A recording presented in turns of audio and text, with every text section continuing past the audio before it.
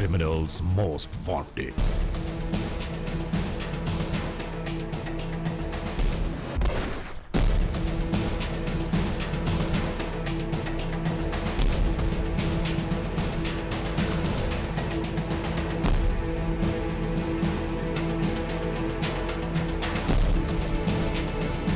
जुर्म की तारीख रविश पर दौड़ते हुए मुजरिमों की तलाश में क्रिमिनल्स मोस्ट वांटेड। कानून के निगहबानों और जराइम पेशा अफराद की कशमकश के दरमियान रिकॉर्ड किए हुए प्रोग्राम क्रिमिनल्स मोस्ट वांटेड। नाजरीन, क्रिमिनल्स मोस्ट वांटेड के हर एपिसोड में हम यही कहते हैं कि इंसाफ और कानून की बालादस्ती चाहते हैं हम, और सरकूबी चाहते हैं उन मुल्क दुश्मन अनासर की के कानून जिनके लिए महज एक मजाक है। इंसाफ और कानून की यही सरबलंदी हमारे इस प्रोग्राम का मरकजी ख्याल है कि जिसका नाम है क्रिमिनल्स मोस्ट वांटेड। और नाजरीन, चलते हैं, आइए क्रिमिनल्स मोस्ट वांटेड के अगले सेगमेंट की जानिब।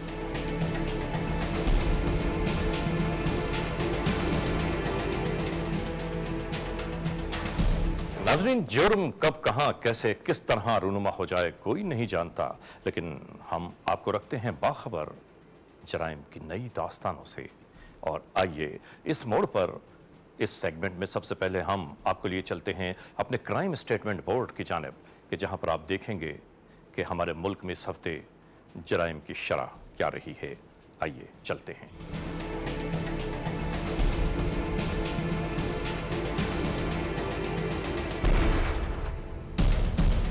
इस हफ्ते हमारे मुल्क में जराइम के आदाद और शुमार कुछ यूं रहे। चोरी, डिक्वाइटी या रॉबरी की मद में रिपोर्ट होने वाली वारदातें हैं 55। चोरी या छीन ली जाने वाली कार, मोटरसाइकिल्स की कार्रवाइयां हैं 65। अगवा बराए तावान के सिलसिले में दर्ज होने वाले केसेस 72 हैं। और स्ट्रीट क्राइम्स में रासनी या लूट खसोट की अचानक बढ़ने वाली वारदातों की तादाद हो गई 87। नाजरीन, इस हफ्ते हमारे मुल्क में होने वाले जराइम की शरह आपने देखी, और इसके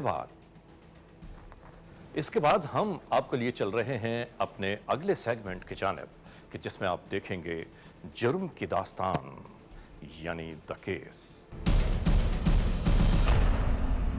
नाजरीन, आज के इस जुर्म की दास्तान में हम आपके लिए पेश कर रहे हैं एक ऐसी कहानी, एक ऐसा खूनी फसाना, कि जिसमें आप देखेंगे कि वक्त के बेरहम हाथों खिलौना बनकर इंसान किस तरह अपनी 12 साल शादीशुदा जिंदगी को बर्बादियों से हम आहंग कर गया। आखिर ये सब कैसे होता है, इसके हालात और वजूहात क्या हैं? आइए शुरू करते हैं ये दास्तान, यानी द केस। माह सितंबर 2008 को सरजद होने वाला अजीबोगरीब जुर्म का वाकया। ये कराची में वाक़े सुरजानी टाउन खुदा की बस्ती मुल्ला करीम गोठ में साए साए करता घर, जहां कल तक जिंदगी के आसार नुमाया थे, आज बर्बादियों की दास्तान पर। जमील नामी शख्स 3 बच्चों और अपनी बीवी सुबहाना के साथ यहां शब रोज बिता रहा था। आज बच्चे घर पर मौजूद नहीं थे। भाई सवाना इधर आ, मेहमान आया, जरा चाय तो बनाओ यार, चाय लेके आओ। शौहर ने चाय पीते ही जमील नामी शख्स की आंखें नींद से बोझल होने लगी, और वो अपने दोस्त को बैठा हुआ छोड़कर खुद जीवन के अनोखे खुमार में डूबने लगा।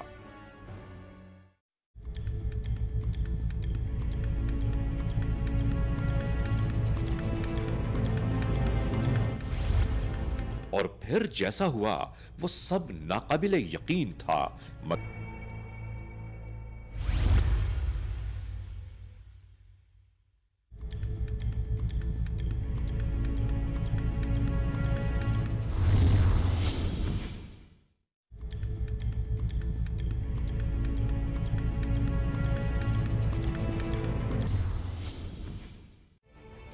यूं एक दिन बीत गया।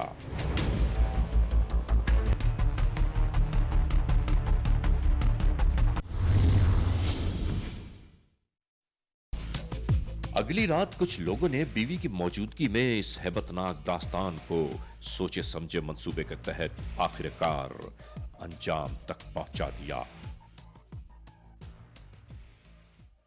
भागे किधर भागे? पठान भाग गया सर। पठान भाग गए।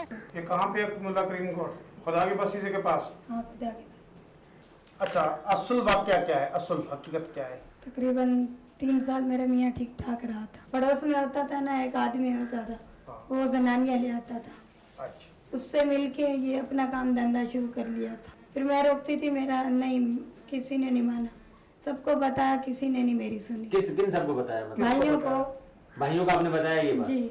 और उन लोगों को वैसे भी पता लग गया था कि ये काम कर रहा है। और आपने अपने ससुर को बताया? जी हाँ, उसको तो खुद पता है, वो तो खुद यही काम करता है। उसकी खुद बीवी भाग गई है। आपका क्या रिश्ता था उसके साथ? बहन थी। क्या क्या किया? किया आपने? मैंने जुर्म किया था उसमें। क्या जुर्म किया है? मियाँ का मॉडल किया। और क्या? क्यों किया? क्योंकि गलत काम कराता था, मुझसे बर्दाश्त नहीं होता। तूने क्या अपने मियाँ से कहा था कि ठीक है, ये को मना किया था उसको? मैंने मना किया था। मैंने क्या बोला कहा? यहाँ सब देखने वाले, अच्छा। ये काम नहीं करो, ये घर है। अच्छा मेरी बात नहीं मानी गई उसने। अच्छा बोलता है फिर नहीं तो इधर घर है तो उधर सराबोट मकान किराए पे लेता हूँ। अच्छा। फिर इसकी यही सोच थी, मैं मकान उधर ही सराबोट किराए पे लेता हूँ। तो फिर मैंने नासिर को बोली, गोलियां ला के दी। ये नासिर पठान तुझे कैसे जानता था? ये तुम्हारे घर में आता था? जी हाँ। कौन लेके किसको आया लाया था? ये मेरे मियाँ के साथ आता। तुम्हारे घर में क्या देने आता था फिर वो? हाँ जी हाँ, प्यार करती थी और उससे शादी करना चाहती थी, बस और कुछ। किससे? नासिर से।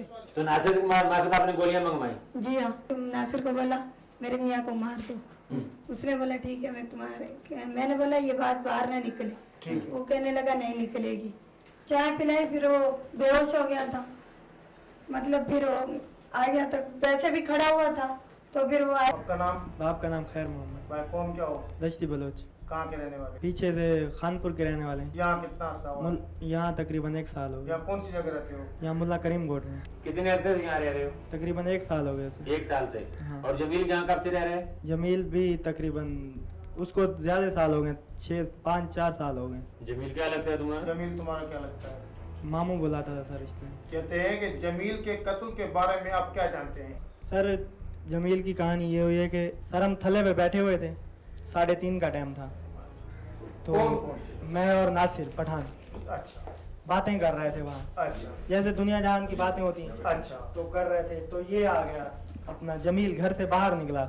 नासिर पठान ने बोला यार ये तो ऐसे लगता है जैसे सफेद कपड़े पे खून लगता है मुझे, मेरा दिल करता है इसको मार डालूं। काफी दिन हो गए तकरीबन सर, महीना 1.5 तो उसकी बेगम ने तुम्हें क्या बताया? कि भाई मेरा घर वाला मुझे गलत काम करवाता है और मैं करना नहीं चाहती। उसकी बीवी से सर मेरे कोई ताल्लुक नहीं है, मेरे रिश्तेदारी है सिर्फ। क्या रिश्तेदारी है? वो मेरे मामू की लड़की है। आपको कभी ये महसूस नहीं हुआ कि ये पठान किस वजह से ये काम करना चाहता है? ये सर मुझे महसूस नहीं हुआ। मैंने कहा शायद इसने भी उसको देखा होगा जमील को, तो ये अच्छा बंदा है, अच्छी बात कर रहे हैं। अच्छा। मैं सिर्फ इसी बात पे ना जो है ना हाँ में हाँ मिला दी। उसके बाद तुम लोगों ने कैसे प्लानिंग बनाई और कैसे उसको तुमने मारा? सर बात ये हुई कि जो बाद में मेरे को समझ में आई, इसकी जो बीवी है तो नासिर ने इसको बोला कि भाई मैं राशिद को जो है ना साथ मिलाया हुआ है वो इस्तेमाल कर रहा हूँ। मुझे ये बाद में पता चला कि नासिर ने मुझे मोहरा बनाया हुआ था कि भाई ये भी हमारे साथ मिल जाए। तो नासिर ने ऐसे किया कि मुझे गोलियां बोला कि गोलियां लेके आओ। मैंने कहा नहीं आप लेके आओ गोलियां, मुझे पता नहीं है। तो उसने बोला नहीं गोलियां आप लेके आओ। अच्छा। तो जो है ना और काम मैं करूँगा। मैंने कहा ठीक है गोलियां ला के देता हूँ।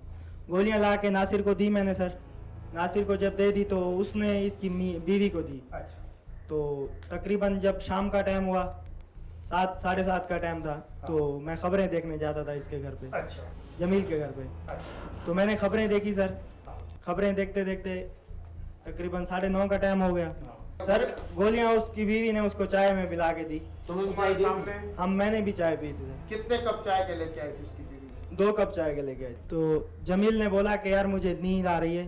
तो उसकी बीवी ने ऐसे किया कि भाई उसने अपनी बीवी को आवाज़ दी कि मुझे उठा के ना पकड़ के अपना बिस्तर पे लेटा दो। तो बाहर बिस्तर पड़ा हुआ था, वहीं वो सो गया। तो उसकी बीवी जाती है, कपड़ा गर्दन के नीचे रखती है। थोड़ी देर के बाद ये भी आ जाता है, नासिर अंदर आता है, मेरे को बुलाता है। तो मैं जब जाता हूँ वो मेरे को बोलता है मैं हाथ पकड़ता हूँ, तू जो है ना गर्दन दबा। तो मैंने जैसे इधर रस्सी को पकड़ा हुआ था वहीं रख दिया। मैंने कहा यार मेरे से ये नहीं होता। तो उसने बोला तुम दो ना दो। मैंने कहा नहीं ये मेरे से नहीं होता। तो अपना नासिर ने बोला सेट पे हटो यार मैं खुद दबाता हूँ, देखो कैसे मरता है। तो मैंने हाथों से पकड़ा सर, तो उसने जो है ना गर्दन को दबा दिया। मरा उसकी बीवी के सामने वो मरा? जब उसने गर्दन दबाई है पठान हाँ। ने, तो इसकी बीवी फौरन भागी अंदर कमरे में। हाँ। तो ये रोने लग गई है। हाँ, उसके मारने के जो रात को मारा तो सुबह मैंने खड्डा खोदना शुरू किया। दोबारा खोटा। असल मुजरिम कौन है, किसकी वजह से मारा गया, ये किसने सर- गर्दन दबाया, ये बस सर कौन है? असली मुजरिम सर नासिर और शबाना। अच्छा। नासिर और शबाना के सर पे इश्क सवार था, तो इन लोगों ने उस बेचारे को मार डाला और मेरे से भी यही जुल्म करा। राशिद को कब से राशिद को कब से जानते हो? तकरीबन 5-6 महीने से। 5-6 महीने से जानते हो? हाँ। बंदा मरा है, इसको कितने दिन हुए हैं? इसका भी पता नहीं है। 20-25 दिन हुआ है ना? हाँ। तुमने लेकिन उसको क्या बोला कि ये मेरे सामने, इसको मैं जो देखता हूँ सफेद कपड़े के पे खून का निशान देखता हूँ, उसको बोला था? कसम से वो दिन जो किस इस लोगों ने कत्ल किया है वो मेरे को पता नहीं है। दिन पता नहीं है, इसको छोड़ो, लेकिन उस दिन तुम लोग बैठे थे, तो थल्ले पे बैठे थे। मुझे जमील 5-6 महीने से मैं सर पे छानता हूँ। कि तुम थल्ले पे बैठे थे उस दिन? तो तल्ले पे कौन कौन बैठा था? जी मैं बहुत बंदे के साथ भी बैठता हूँ। दो बहुत बंदे बैठे थे। राशिद को बुला के लेके आओ। हाँ भी राशिद, क्या हुआ था? सर हुआ ये था 3:30 का टाइम था, अच्छा। जब हम बैठे हुए थे थल्ले पे, मैं और नासिर भाई। हाँ भी राशिद, तूने बात कही थी? नहीं जी, मैंने बिल्कुल भी नहीं किया है। मैं कसम। उस दिन तुम दोनों साथ थे? तो सर पहले मैं धमकी देता, धमकी कौन देता है? इसके भाई आते हैं सर, पूछ लो इससे।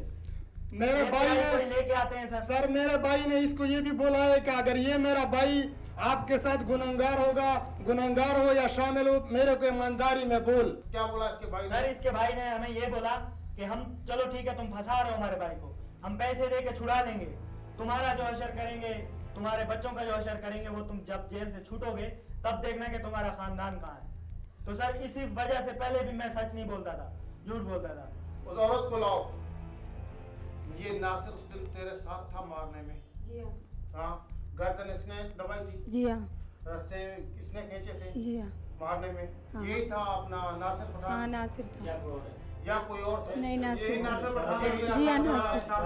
कौन सा है, थोड़ा इशारा से बताओ। हाथ रखो इसके ऊपर। यही है? यही है? कहाँ के रहने वाले? मैं वजीरिस्तान का रहने वाला हूँ। कौन कौन हो? मैं मसूद कौम का रहने वाला हूँ। इस औरत को कब से जानते? 5-6 महीने से। ये जो आया हुआ है उधर, उसने प्लाट भी लिया है मलंगी से। मैं उसके घर पे गया हुआ नहीं हूँ अभी तक। तो गली में मैं घूमता फिरता, किसको मिट्टी भी देता हूँ, किसको रेती भी देता हूँ। जानते भी नहीं थे उसको? बिल्कुल नहीं जानता उस हूँ। औरत को जानते हो, उस मर्द को नहीं जानते? शर्म नहीं है तुम्हें? तो अभी भी जानता हूँ जी सर, कभी मैंने लोगों से उसके सुना। मर्द को तुम नहीं जानते, उस औरत को जानते हो? 5-6 महीने कैसे से जानते हो? जानते हो?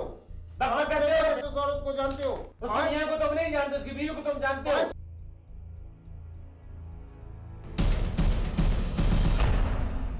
आइए नाजरीन, इस मोड़ पर पूछते हैं एसएसपी इन्वेस्टिगेशंस अब्दुल खालिक साहब से कि क्या कहते हैं वो इस केस के बारे में। गुज़िश्ता दिनों सरजानी टाउन पुलिस को ये इत्तला मिली कि एक जमील नामी शख्स गायब था। जब इसके लापता होने की इत्तला मिली इस शख्स की, उस वक्त तक पुलिस के पास कोई मज़ीद मालूमात नहीं थी इस केस को आगे चलाने के लिए। और इस शख्स के लापता होने के बाद इसकी बीवी, उसने कई जगहों पे फ़ोन करके ख़ुद पता किया कि वो वहाँ पहुँचा तो नहीं है। इसके बाद पुलिस जब उस गुमशुदगी को इन्वेस्टिगेट कर रही थी तो उसके दौरान ये इत्तला मिली कि ये मुमकिन है कि इस शख्स को कत्ल किया गया हो और उसमें शायद उसकी बीवी का हाथ हो। ये केस बहुत ही चैलेंजिंग था और पेचीदा भी था कि जिसमें कोई क्लू पुलिस के पास नहीं था, कोई सुराग नहीं था, सिर्फ गुमशुदगी की इत्तला थी। इस मुश्किल केस को सुलझाते हुए दौरान तफ्तीश हम एक ऐसे मोड़ पे पहुंच गए जहां हमें ये साफ नज़र आ रहा था कि इस केस की बज़ाहिर जो मुद्दइया थी या इस वाक़े की जो विक्टिम नज़र आ रही थी, मुतासरा नज़र आ रही थी, उस शख्स की बीवी, वो ख़ुद उसके कत्ल में मुलव्वस नज़र आ रही थी। नाजरीन, इन्वेस्टिगेशंस के दौरान आपने सुना, आपने देखा गिरफ्तार होने वाले मुल्ज़िमान अपने बारे में क्या कहते हैं। क्यों रकम कर दी गई जुर्म की यह दास्तान, अपनी 12 साला हंसती मुस्कुराती जिंदगी को क्यों आहों और आंसुओं के नजर कर दिया गया। आपने देखा, आपने सोचा कि वो कौन से हालात, वाक़यात, महर्रकात हैं कि जिसकी बुनियाद पर एक 12 साला शादीशुदा जिंदगी आहों और आंसुओं से हमकनार हो गई। एक दुनियावी इश्क की खातिर सोची तो सही कि इंसान कहां से कहां जा पहुंचता है। इसके बाद कहने को बाकी कुछ रहता भी नहीं है। हाँ, आज के इस एपिसोड को यहाँ पर इख्तिताम तक पहुँचाते हुए एक बार फिर हमेशा ही की तरह आपसे यही तो कहना है कि खुदा न खास्ता अगर ऐसे हालात, ऐसे वाक़यात, ऐसे मामलात आपके अतराफ़ में कहीं रूनुमा हुए हैं या हो रहे हैं तो बराह करम कानून के हाथ मजबूत कीजिए, हमें इत्तला दीजिए और याद रखिए कि इत्तला देने वाले का नाम हमेशा ही सीग़े राज़ में रखा जाता है। CMW@ARY1world.net